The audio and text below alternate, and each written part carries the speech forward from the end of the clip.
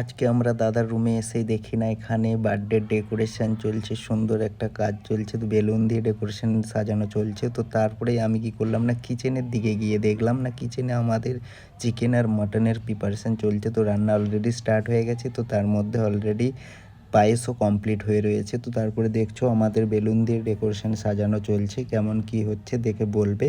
তো যাই হোক আমাদের সাজানো গোছানোর পরে একটু ফুলের কাজ করে নেওয়া হলো, ফুলের কাজটাও কেমন হয়েছে দেখে বলবে। তো ফুলের কাজ করে নেওয়ার পরেই তো আমরা এবার কী করছি না একটা রিবন দিয়ে ফুল বানানোর কাজ চলছে। তো রিবনের ফুল কেমন হচ্ছে দেখে বলো।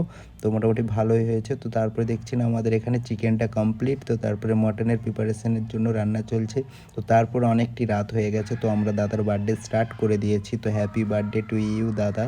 তো যাই হোক, তো তারপরে বার্থডের কাছে কেক কাটাকাটি শুরু হয়ে গেছে অলরেডি। তো তারপরে দেখো ভাই এখানে ডিম ফাটা প্রতিযোগিতা চলছে, যে যার পারছে ডিম মাথায় ফাটানো চলছে। তো যাই হোক প্রতিযোগিতায় কে জিতে দেখা যাক। তো তারপরে ডিম ফাটানোর পরে এবার দেখো ডিম ফাটানোর পরেই ময়দা মাখানো চলছে, মানে এটা বার্থডে বয়ের সাথে কী চলছে ভাই আমরা বুঝতে পারলাম না। তো যাই হোক ময়দা ডিম ফাটানোর পরে এবার কেক খাওয়ানোর প্রতিযোগিতা চলছে। এবার কেকটা খাইয়ে দেওয়া হলো, দাদা দেখছি দাদাকেই কেক খাওয়াচ্ছে।